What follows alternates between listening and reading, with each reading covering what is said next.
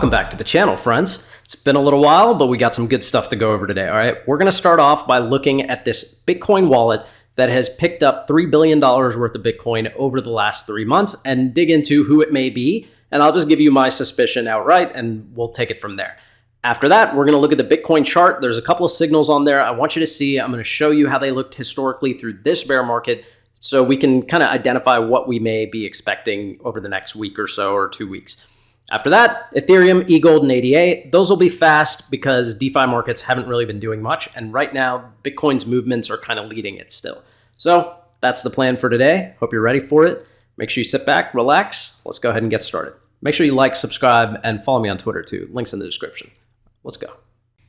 All right, so the first thing we're going to do is we're going to look at this website called bitinfocharts.com. Here, what you can find is the Bitcoin rich list. This lists you all the Bitcoin addresses sorted by the most Bitcoin in them. So which addresses have the largest amounts of BTC. So when we look at this list, we see that number 1 is listed as a cold wallet for Binance. Number 2 is listed as a cold wallet for Bitfinex. Number 4 is listed as another cold wallet for Binance. You also have another one, number 9 here, which is a Binance Reserve wallet. Now, what's interesting about this is that we have this other one that's crept up to number 3 over the last couple of months, and it's the third largest holder of Bitcoin. We don't know who it is. So there's been a lot of speculation. Even I speculated that this could be BlackRock. And the only reason I came to that conclusion is because when I looked at this address, I saw that the first major transaction was on May 16th. There was actually a lot more on May 16th. So these transactions, this was literally over $300 million was deposited on May 16th. Well, 1 month later, on June 15th, BlackRock announced that they were filing for a Bitcoin ETF. So it was an easy connection to make, but I hadn't dug into it any further, right? It started a lot of conversation online and people started really talking about it. And I started following those threads and trying to see, does anyone have anything legitimate that tells us what this is? And one of the people online went and took this address on Arkham Intelligence. And I can't believe I didn't think of doing that. I have Arkham too.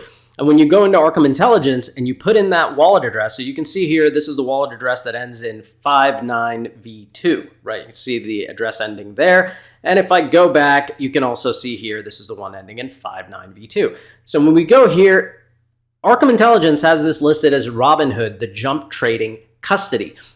So if this is a custody wallet, then this essentially means that this is the wallet that Robinhood is using for all their customers that are holding Bitcoin and trading Bitcoin. This is essentially their Bitcoin reserve for trading, right? People sell Bitcoin. More than likely, they have some back-end process that sells some Bitcoin, or maybe they hang on to it. I don't know exactly how they do it. But what we can see here is that transactions are being made throughout the day, right? Last transaction that I can see is 5 hours ago. I don't pay for Arkham Intelligence. I just have the free version because I meant to spend some time learning to use it. So don't expect me to tell you too much about it, but basically that's what it's showing us, and you can tell with the wallet value and stuff, it all matches. So the question is, do you trust Arkham Intelligence to list the correct exchange?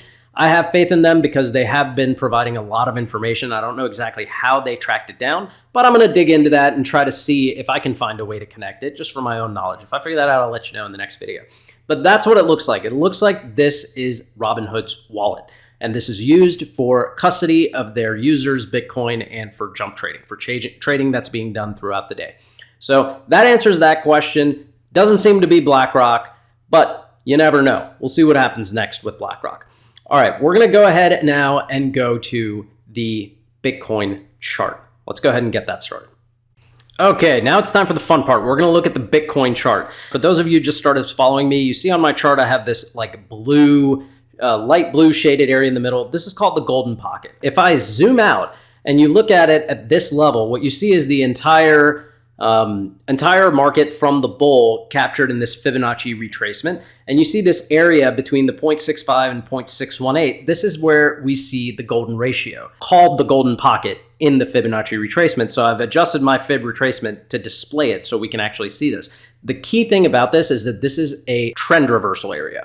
Historically, if you put this type of Fib retracement on markets, you tend to see that when price action goes into the golden pocket, that's where you have major trend reversals. And you can kind of see that here, right? Once we were in the bull market in 2021, we started dropping. It really went into the bear after it fell below that golden pocket.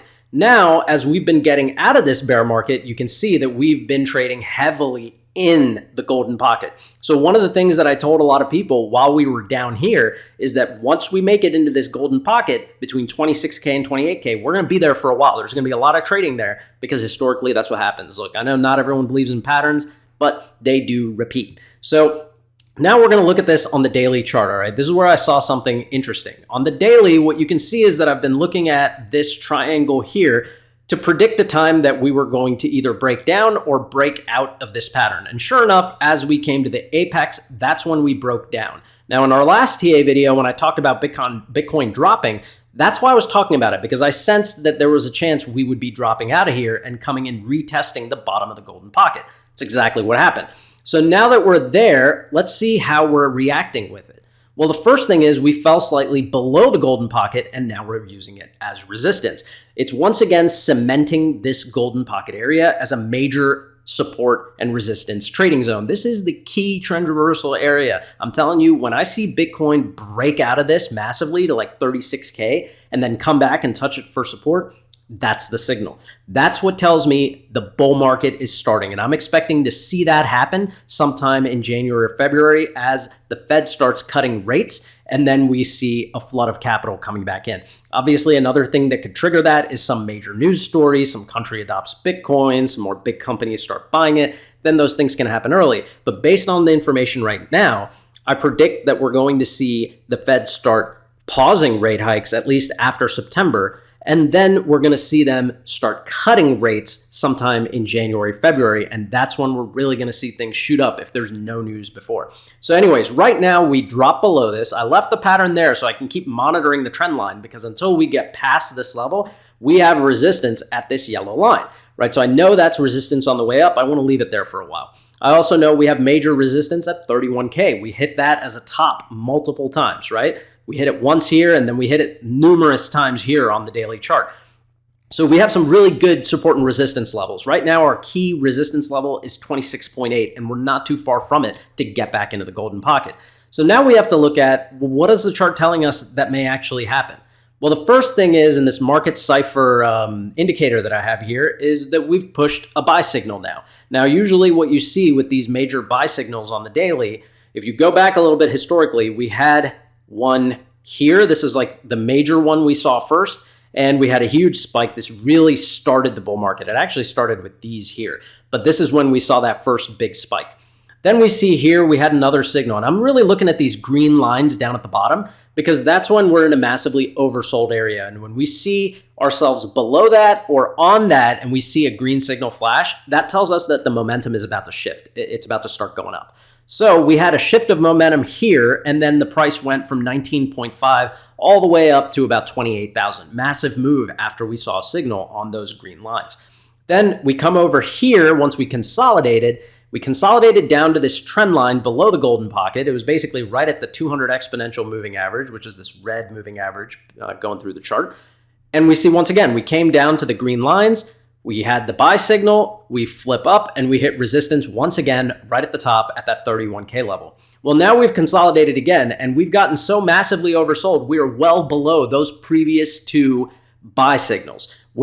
Our buy signal has flashed at a massively oversold level, which means that this drop, the market overcorrected per the charts. Right now, the charts say we're going to have a massive pump. That's what they're saying. Now, obviously, things like this are speculative, right? If market dynamics change, that doesn't mean that's what's going to happen. But historically, this pattern is checked out. Now that we see one of the largest ones of this entire bear market, it tells me that I need to look for something else. Is there any other indicator corroborating this?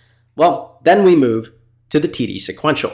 Now, the TD sequential is an interesting indicator. You see it puts all these numbers here, all these 1, 2, 3, 4, 5, 6, 7, 8, 9. Now, the key things to know about this is when you see a green 9, that's usually a signal that you've gotten overextended and you're going to drop, right? If you see a red 9, that means you've gotten oversold and you're about to spike up. So let's see how those correlate, right? What you can see is down here, we didn't really see any, but we did see a red 9 here and we had a pump right after. We saw a red 9 here and we had a pump right after. We saw a green 9 here and we had a very minor consolidation. Then we come down over to the chart. We're going to keep going to the right. We saw red 9 right here, and after this red 9, we actually just kept consolidating, and then we dropped. So we've actually gone in the opposite direction. Now we see another red 9, and we still haven't moved up. So we were technically oversold at this level per the pattern. Now we're oversold again at this level. Now, there's no reason to say that, yeah, for sure it's going to go up. But historically, you have a high probability of this signal giving you the sign that the market's about to shift. This does not take into account market sentiment and dynamics. So remember that. You want to look into the markets and use this as a tool. This is not a one-size-fits-all. It's simply a tool. You use this as something that can help you lean towards a decision. Okay, so what this has told me is that once we came down here and hit this red 9, well, if we were overextended here and we're overextended here, and these are on the daily time frame, it's telling me that we're getting far too overextended. We should see support. We saw a good amount of support here, a bunch of flat candles that essentially mean that the price was being bought up as it was hitting this level. So let's assume that we do see a massive pump. Well, we know that this trend line has proven itself over a long period of time. This trend line continues all the way until September the 16th, which means that we know for sure we have a rising level of resistance up until September the 16th, all the way up until 31K. So I think the safest assumption now is for the next few weeks, we are going to be in this golden pocket area somewhere between 26,000 and 31,000. Now, bear in mind, like I said before, unless there's some massive news that changes this, this is what the chart is telling us. So it tells me that I can have a couple of orders down here towards the 23K level if I want to play it safe, or I can start accumulating it once again while we're in the golden pocket. That's really what I'm looking at until I have confirmation that we're going to drop further. Now, because you see all these buy signals and that we're oversold, it really doesn't mean that we won't drop, because if market sentiment shifts, these signals don't really mean that much. So you have to use them in parallel with one another to make safe decisions for risk management. That's really the way to do it. This helps me set my DCA buy orders. That's what I use it for. So at the end of the day now, I know my lower orders should not really go past 23K, because 23K is where we have a massive level of support and we have not come back and tested it in some time. So if we are going to take a plunge, more than likely, we're going to get a bunch of support at that 23K level, and then we're going to start moving up from there. So I'm not expecting a drop to 23K. I know a lot of other crypto YouTubers and people on Twitter are pretty bearish right now. I am not necessarily bearish right now. I think we're way too close to the halving. I think that institutions are planning their foray into these markets, and I think that we're going to continue to see that progress. So in my sense, the next few weeks, we're going to be in this golden pocket or above it, and I think we actually go back into the golden pocket very soon in the next few days. So, well, 1 week or so maximum, but if it happens in the next 2 or 3 days, it wouldn't shock me. So anyways, that's what I'm looking at now. That's your short-term outlook. I would say that we're not expecting us to go above 31K by September 16th, but I definitely think that we'll be closer to the upper side of this golden pocket by then. So keep it in mind, you know, if things change and we see some massive moves that I can't account for with charts, well, then we'll come back. And when we have that data, we'll look at it again and we'll see how does that really affect us and how does that change the timelines? And then we'll put some new information out there for you. So anyways, that's everything with Bitcoin. I hope you enjoyed this. I hope it was informative and you can use some of these signals and charts. Remember, links to all my charts are in the description if you want to check them out. Let's go dive right into Ethereum. All right, so ETH. Well, some of your boy didn't call this support level at 1530.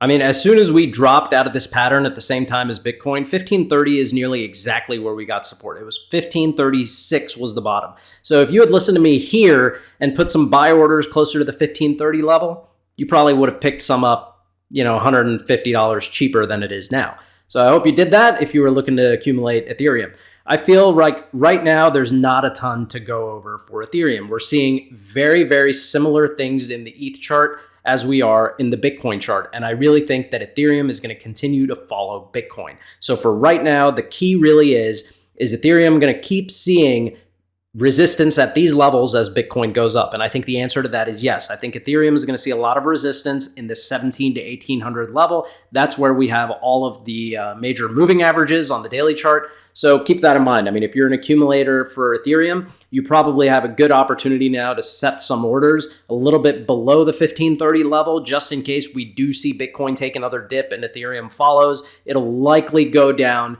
to a maximum of somewhere between, I'd say 1412 to 1530 is like it's a buy zone that I don't know if we're going to hit because I don't think Bitcoin's going to fall, but I can't be sure. So if you want to place your safe bets, it's around that 1400 to 1530 level are your safe bets for Ethereum.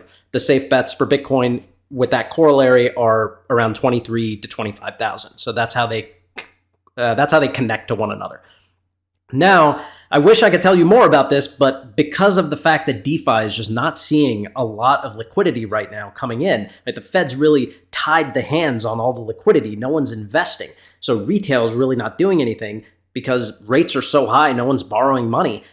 And people are just afraid of a recession and for a deflationary crisis that things aren't going anywhere. And those things could happen too. So I don't blame them necessarily. We have to see the monetary policy start shifting to lead the markets into the next bull cycle, or we have to see some other massive news for crypto that negates all of that and we just see massive appreciation. So that's all for Ethereum. Very short, very sweet. We're going to go to EGLD now. So with EGLD, we see that, I mean, I've been telling you guys this with EGLD for quite some time, right? I mean, I hope that anyone who follows me for EGLD had listened to this, but I told you at some point we are going to drop below this descending channel yellow line and we're going to get support on this red line again. It was going to happen. I was telling you that when we were here, right? So months ago, back in February. I mean, I was telling you that for a really, really long time. And it did happen once here. I bought at this level. It happened here. All my orders triggered at this level by the red line. And I think now, once again, we're at the mercy of Bitcoin until we see ourselves coming up. You have resistance sitting at the $28 level. So once you see it going past that $28 level, that's really a good sign. Until then, this chart looks very, very bearish, as do a lot of DeFi charts. It's not just EGLD, it's a lot of them. And it's a liquidity crisis. There's no liquidity coming into these markets. And high risk markets are the ones that tend to see less liquidity during bear markets. So it's expected. This is really the time for anyone who believes in DeFi projects and sees potential for their future to be investing. Now, that doesn't mean this is going to be the bottom, but it does mean that relatively speaking, if this is a bear market and we expect it to shift into a bull market, these are good prices to buy based on where the rest of the asset classes are in the bear market, right? We're starting to see that shift into a bull. We haven't really seen it on this chart yet because, you know, projects like this that are high risk that not like the masses don't know about it aren't getting the same level of attention. People are investing less. So that's really the key. What you're looking at now is to break the $28 level and get back into this descending channel until we start seeing all markets appreciate. Okay, now we're going to look at Cardano. So with Cardano, you actually see something similar to that EGLD chart, right? You saw that we had a descending channel, but Cardano made a little bit of a breakout, right? It broke out of this quite a while back. This was in early 2023. And since then, we've been sitting here at this 25, 26 cent level. It's been about a good month that we've been at that level, just going up and down. A lot of this is following other markets as well. We're not seeing a ton of liquidity. There was a lot of confusion with what's a security, what's not from the SEC. That's what led to this drop. And now it's kind of recovering, but liquidity that fell during this time has not all come back in. The price is not being bid up enough. So I think even with this, you're looking really to see what Bitcoin does to gauge where Cardano is going to go. The one thing I will say for Cardano is that it's closer to its moving averages. So expect support or expect resistance to start coming in even at the 27.9 to 28 cent level. You're going to see some resistance there. And it wouldn't surprise me that if we even see a little bit of volatility with other markets, that we see Cardano come back down to this 20 to 23 cents level. Right, so you could see a little bit of a dip. I would recommend if you're trying to pick up Cardano and you think that the markets are going to fall, if you're in the camp where you think we're going to see Bitcoin take a bigger drop, then you probably want your orders for Cardano closer to this 20 cent level, maybe even as low as 17 cents, because that would be another test of this descending channel that it was stuck in for quite a while. And because of the way these patterns work historically, when you look at these long enough, you see so many times that we retest levels like this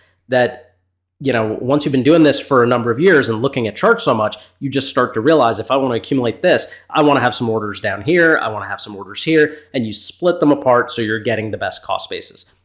It's a potential there. Now, if Cardano moves up, expect massive resistance at around the 37-cent level, right around here. You can see this huge block. It's just pure resistance here. So this resistance level goes really from 30 cents all the way to 41 cents. I expect that even if we see a pump, Cardano is going to go into this level and it's going to trade sideways for some time. So I don't think that you're really going to expect Cardano to be going anywhere near past that 41-cent level until the Fed starts cutting rates and we see liquidity coming back into DeFi. All right. Once again, if there's some Cardano specific news that changes things, that's a different story, but this is what the charts show. All right, guys, we got through it pretty well. We hit all the topics. I hope you enjoyed the video. Make sure you follow me on Twitter. If you need me for anything, if you have any questions for me, leave me a reply on one of my tweets. It's the best way to reach me. If you send me DMs, I may not see them. There's a ton of them. But if you subscribe to me on Twitter, you'll see some additional content that I put out there for my subscribers. We talk every now and then.